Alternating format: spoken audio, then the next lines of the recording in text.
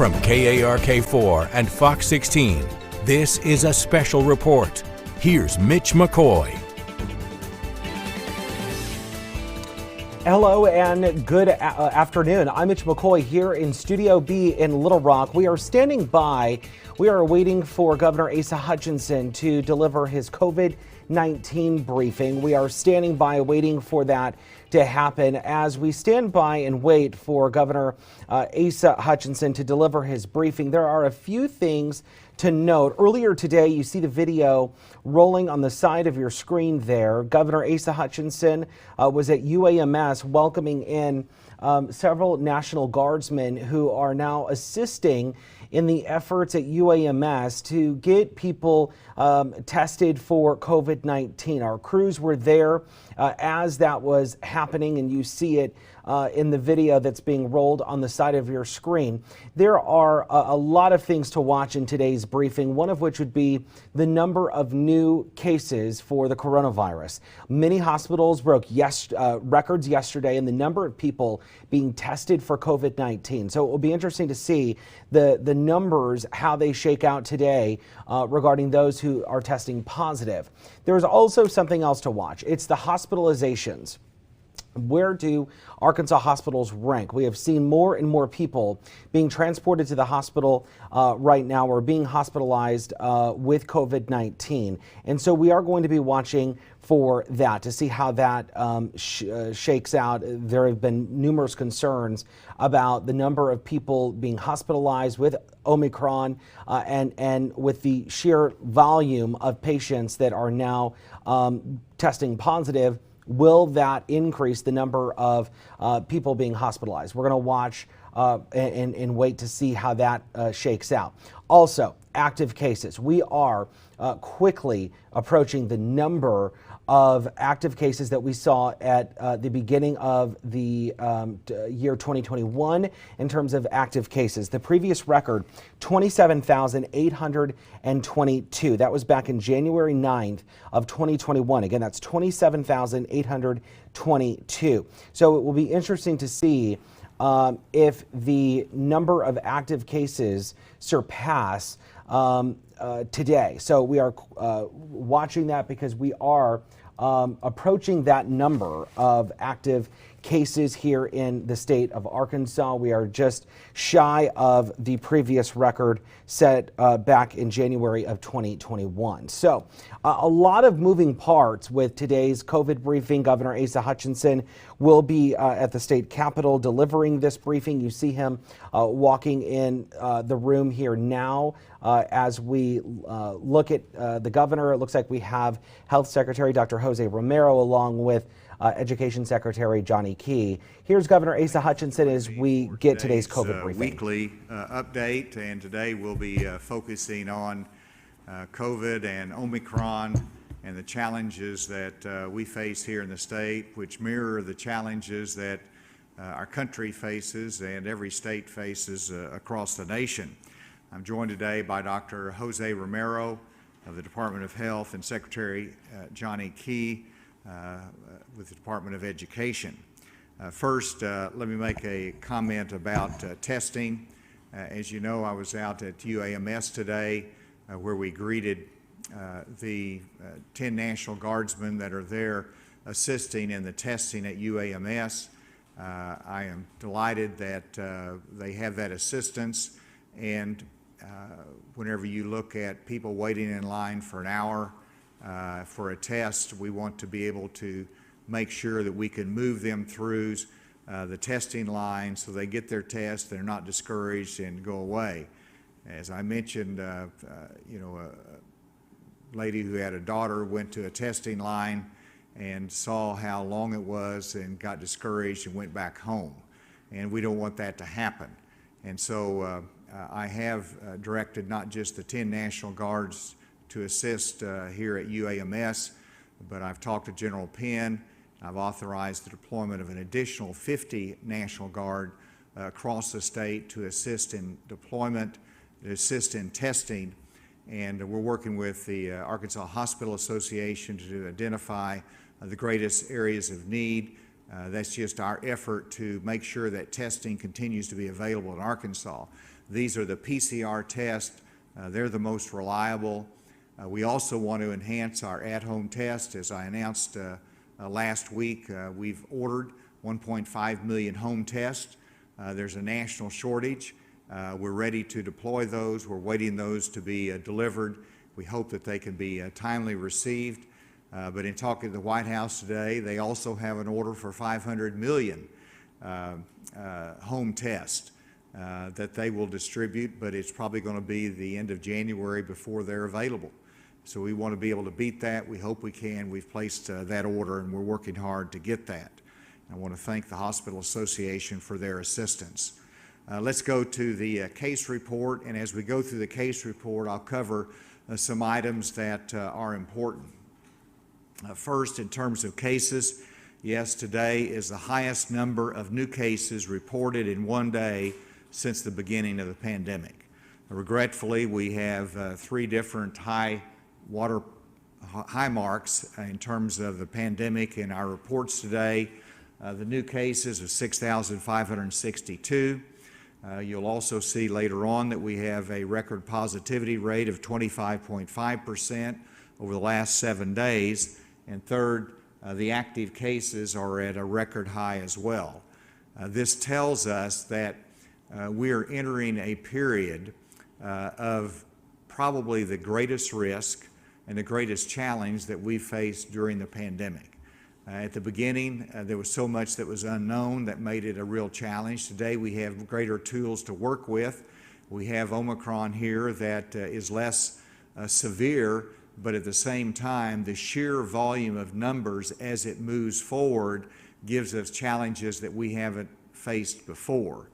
And so we have a lot of work to do during this coming month, and we hope that this goes down quickly, but we've got a lot of work to do between now and then. If you go to the next one, you'll see the doses given out. We've given out 9,400 vaccines over the last 24 hours, which is better than what it's been over the last week, but it is still lower than what it needs to be and much lower than what it has been in previous weeks. And that's a little bit puzzling to me with the volume of cases that are out there, the people that are waiting in line, and the risk that is present in our community. So we hope that that will increase. If you go to the next slide, you'll see the hospitalizations, and we have 53 new Arkansans that are hospitalized as a result of COVID, 3 additional on ventilators. And while I'm on hospital space here, let's stay here just for a moment. And we are looking to the future. We are doing planning. We recognize that 2 things can happen. One is that the severity is not the same as it was in Delta with Omicron, and therefore we have this huge, massive increase in cases, but you don't see the same level of increases in hospitalizations. That appears not to be likely, and even though Omicron is less severe, we are seeing, because of the sheer volume of cases, that you're having an increase in hospitalizations, and 53 is a significant increase in one day. We're going to monitor that carefully, but in the meantime, we do have plans to increase hospital capacity if needed. It is our surge plan.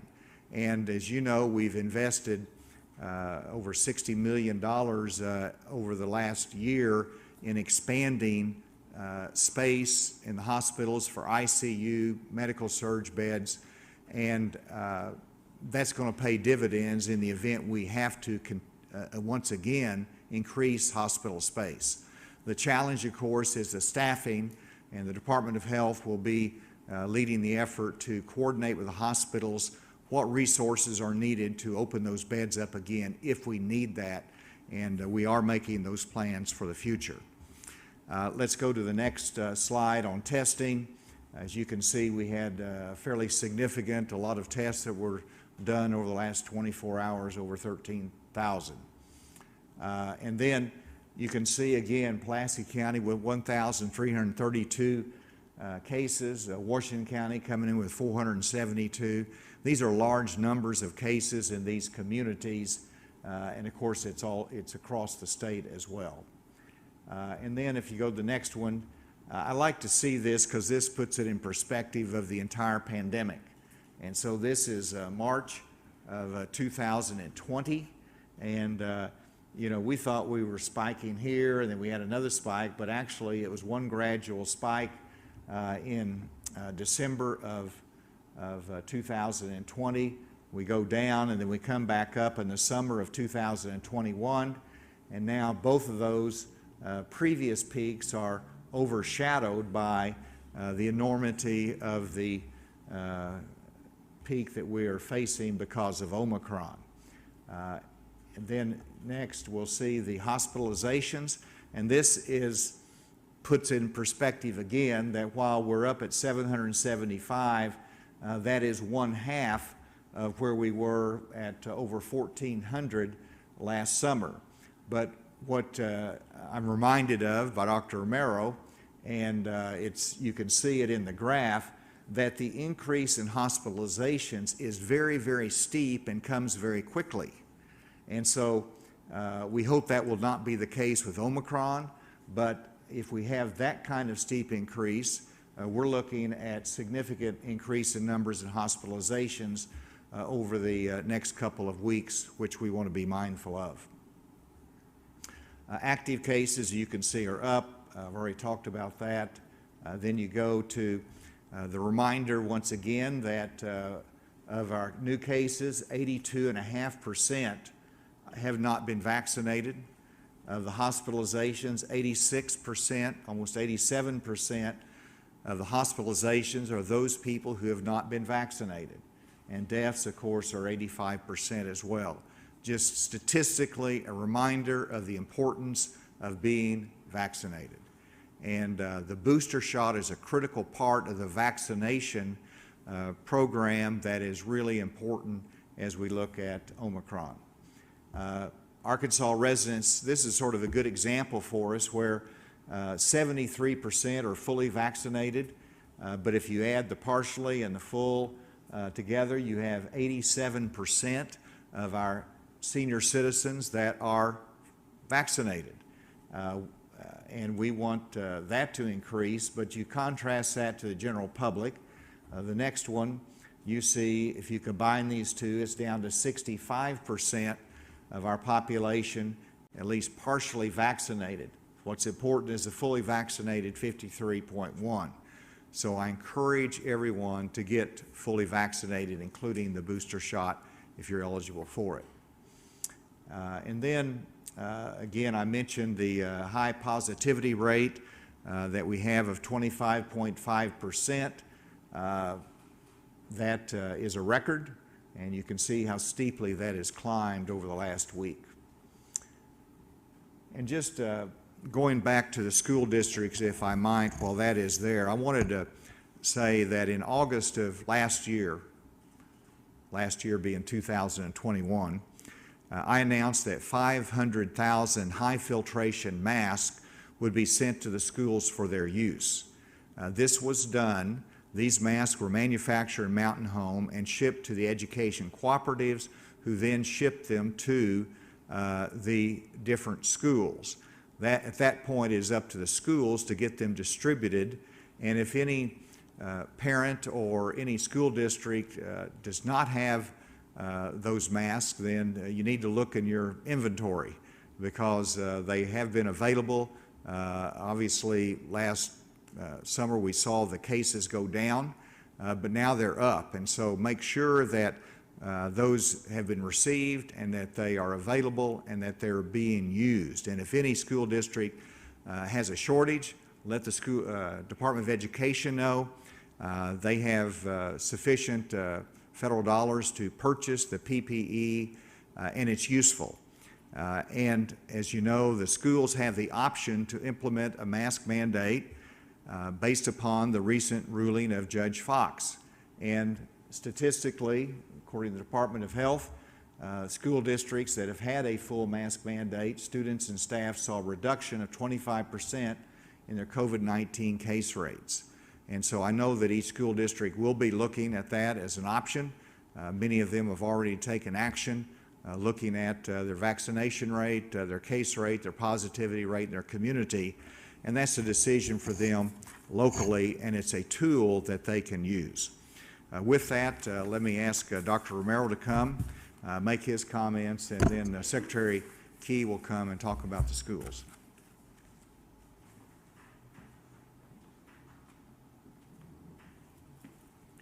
Thank you, Governor. So a couple of comments and new developments. We remain concerned about hospital bed capacity for our children.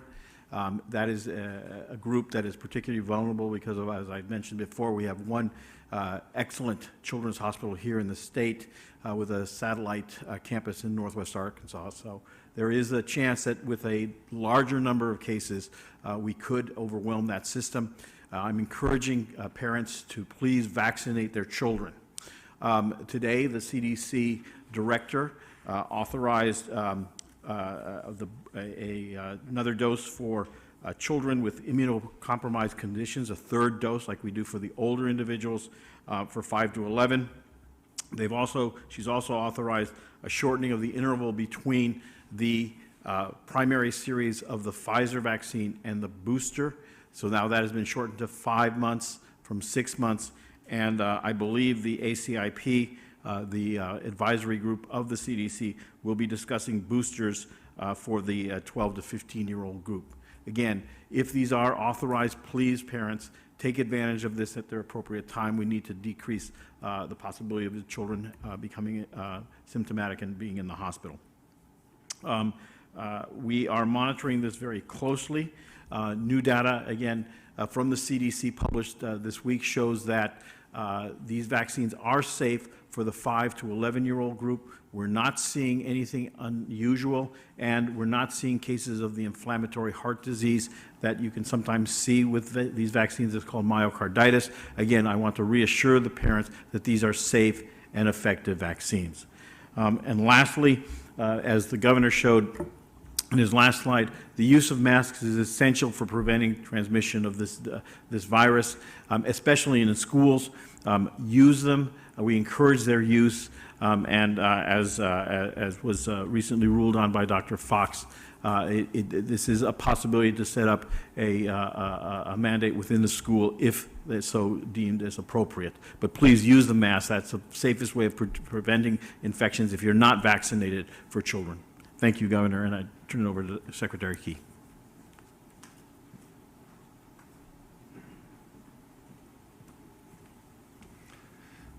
Good afternoon. I want to share with you a couple of points of data that we have found very interesting as we complete the first semester, or have completed the first semester of this school year. If you look at the first semester of the 21-22 school year across the state, we had 54 modifications that were made by our school districts. And most of these modifications were made at either the building level, sometimes even a specific grade level. That compares to the first semester of the 2021 school year, where we had 411 across the state. And so this morning I had a communication and a meeting online with superintendents, and reiterated that the reason we've had a successful school year to this point is because of the work they have been doing with their teams in implementing the mitigation at the school level. And so my message to them and to our listeners today is when it comes to schools, we need to stay the course. We need to continue to focus on these mitigation techniques and steps, and use them and stack them in a way that will help continue to have a safe learning environment for our students. Obviously, some things have changed from last year to this year, one being the availability of vaccines. We think that has been, we know that has been one of the key points of why our schools have been able to continue with minimal modifications. In staying the course, that's not to mean to stand pat. We want them to review their current methodologies. We want them to review their current staffing patterns, their schedules, and as they get into this new semester, looking at their data and working with us to make sure that their response is a proper response and that they can continue to make those mitigating efforts. And I'll just reiterate what the governor mentioned on the masks, just to kind of put an exclamation point on that. We understood at the beginning of the school year that there would be a need at some point in the school year for masks to start the school year off right. But as the governor said, our case counts at that time were low. There are districts that may still have these masks available, and that is something we are encouraging them to do, that if they have these in stock, this would be a very good time to get these out and use them. I was on the phone with Mr. Poore with Little Rock School District just a little while ago, and that is the situation there. Some of their buildings actually did receive the masks at the beginning of the school year. Some of them did not, but he assured me that they are looking to distribute all of the masks that they have in stock. So if you're a parent of a Little Rock School District student and you're concerned that your child has not received a mask, then I would encourage you, as the governor said, to contact your building principal to find out what that distribution schedule will be, when they will become available. But we will be following up with districts around the state to make sure that those needs are being met. And with that, I'll turn it back to the governor.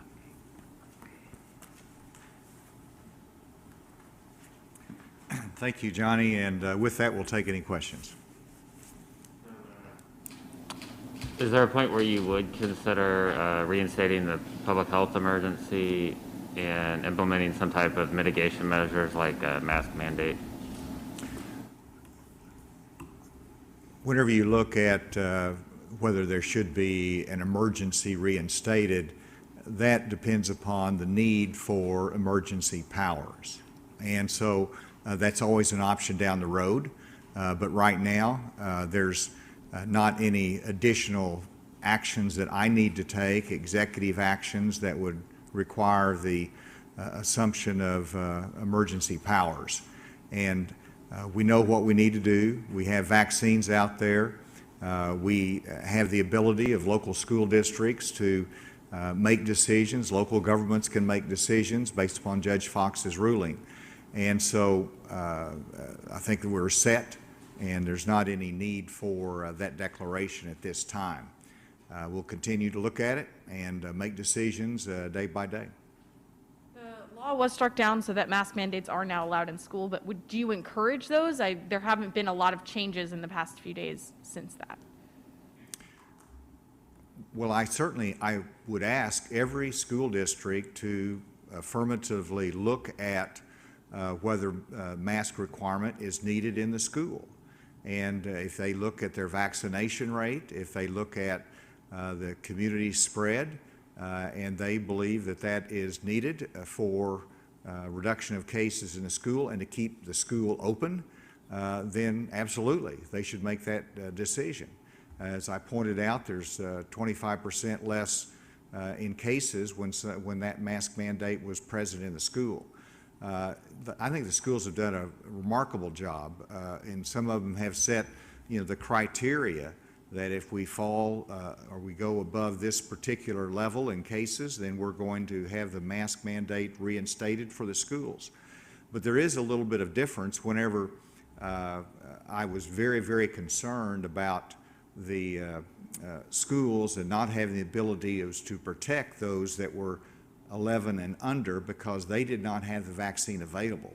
Now that is available, and so that's a new criteria as well. But with the spread of the Omicron, absolutely, I'd like for the school districts to look at that, and that should be an option for them. And could you explain some of the details of the surge plan and what would quantify enacting that? Because I know we're hitting record cases, but what are you looking for that surge plan? Well, the surge plan is in place based upon the space that we utilized before. The unknown questions are, when does it need to be implemented? That now is not right because the hospitals are not near the level they were previously. We do have more staffing challenges now, so it's a combination of hospitalizations because of COVID and staffing issues, and that determines whether we need to take the step of implementing the surge plan. So that is under development, and we'll keep you posted if that is necessary. So it's really the only option if the hospitalization spike to deal with the staffing issue, using American Rescue Plan funds again to hire traveling nurses? Or is there some other option? Well, the option is to utilize existing staff. It's available. And for example, there's 5 or 6 hospitals that participated in our previous surge plan. And some of those hospitals cannot reopen those beds without hiring contract nurses. That would take assistance from the American Rescue Plan funds. There might be other hospitals that can manage an expansion of beds with their existing staff. That's the survey that we're taking now. So we have to have this information to know what the need is and at what point it has to be triggered. You've got the combination of the fact that because of the rampant spread of Omicron, that you have more absences, you have more that are quarantined, you have more staffing issues now in the hospitals than even you did 5 or 6 months ago. And so we're facing a new set of challenges, and so it's a new equation. We've got to do that study, work with our hospitals to make that determination. Do you think the 50 National Guard members for UAMS is going to be enough for increased testing? I mean, I know, people are waiting in hours-long lines. I know personally there's a delay in some, maybe days where you could spread, where you didn't know if you tested positive or not.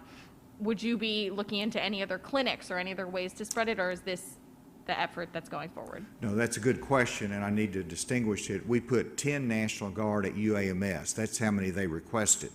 But that, because of the success of that and the needs that I see across the state, when I say we're putting out 50 National Guard, that is statewide. And so, for example, one hospital that has a testing site there in their hospital, they asked me for 6. That's how many they needed to give their staff a break, to be able to move and reduce the waiting time. So we wanted to go across the state, work with the hospital association to see how many that number is. But I assure you that I'm willing to put out 50 now. We will increase that number if that is needed. And so this is, I'm looking at this as a January of challenge, a January of action, a January of getting this behind us, because I do believe the Omicron is going to pass through quickly, but we have to deal with it as it goes through, and testing is a big part of that, and that's why we're accelerating that, making the National Guards available to reduce those waiting times. I mean, right now we're seeing record in positivity rate, active cases, every new cases. What would quantify, needing more help in testing? Because I know right now it's hard to get a test in general. Well, now, we need that now. And so everything meets that criteria. Whenever there's an hour wait, whenever the staff is worn out, whenever there's people that go and they go back home because the line is too long, now is the time to increase that testing capacity and the speed of it, and that's why we're putting the National Guard out there now, and that's why we are also investing in at-home testing as well. On those at-home tests, did you expect to have them by now? Has there been a delay in getting the at-home tests? I was very careful when that issue came up. I did not indicate when they would be in because I know of the national demand, and so there is an expectation level that I won't share as to when we hope that's in, but we recognize that they're not here until they get here, and we're hoping it is soon. We're making plans for it to be soon here, but whenever you look at the federal government can't put this together probably till the end of January, we just want to be able to beat that and get it out there as soon as we can. And the reason that ties into the waiting lines at the hospitals right now for testing, that if you have the availability of at-home tests, then that might solve the problem. It might be a negative test, and so you don't see the need to go into the hospital and to wait in line for an hour. So it relieves pressure on the hospitals if we can have that at-home testing alternative. It gets treatment quicker, it gets people back to work quicker, or it saves them from going to work with an infected status. So it helps us all along the way if we can have an expansion of that at-home test. Dr. Merrill, if you've got anything to say, and let me go remotely. Is there any question remotely? Yes, Governor, this is Garrett Ferguson with KNWA News. Yes, good to talk to you again. The Bentonville School District is currently tied up in litigation in Benton County Circuit Court over a lawsuit filed on behalf of a few parents. With Judge Fox's ruling, is Bentonville's district able to enable a mask mandate for students and staff, or is that going to have to be left up to the Supreme Court? It's my understanding that Bentonville is in a unique situation because you do have the Benton County Circuit Judge's ruling that applies to the Bentonville School District. And so that's on appeal. Hopefully that can be resolved in favor of the school district soon, because that certainly goes contrary to what Judge Fox found in holding the entire law unconstitutional. So Bentonville School District is in a unique position that hopefully it can be resolved in the future. Next question. Governor, it's Brett Raines with 4029 News. A few quick questions. When we're talking about rapid tests, do our school districts have ample supply of those rapid tests or a test to stay program? We're assuming that that's going to be ramping up. Then also, can you update us on the monoclonal antibodies, the shipments and supplies? I know that's a hot topic. We've seen some governors advocate for states to have the power to purchase those. Comment on that, please. Yes, first on the school testing, we have 50 school districts that are participating in it. We have an ample supply of at-home tests for that purpose. We'd like to have more school districts participate. That's a separate supply chain for our schools, and we'll make sure that we have those available. And then secondly, on the monoclonal antibodies, absolutely, this is an example of where the federal government occupied the entire market of that therapeutic, and we have to ask for an allocation from the federal government, and they, because of limited supply, they send it out where they believe the greatest need is. So we are requesting a much greater amount than we're receiving. And yes, in every circumstance, the federal government should try to accelerate production, but give flexibility to the states in being able to make their own acquisition and their supplies. So that's just a point of disagreement, but everybody needs to understand we're working very hard to get from the federal government the allocation of those monoclonal antibodies that we need to take care of the people in Arkansas. It is very important that that be ramped up and we get that out, because that's just necessary. And on both of these points, let me ask Dr. Merrill for a comment, and then if you want to add anything to the testing side. So we, as has been said before, we are having a shortage of these monoclonal antibodies, and more specifically, those monoclonal antibodies that work against Omicron. We're distributing them across the state as equitably as possible. We're trying to get as many shipments as we can here, so we are short on that. The same goes with, so let me also talk about the antivirals. We have a limited supply of antivirals. We are distributing them across the state so that they are equitably distributed. Physicians can go to our websites and see where these are available.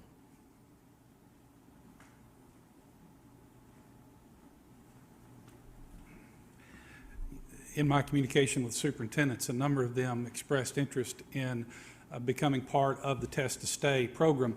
And so we're working with Dr. Romero's team to open that up to those districts.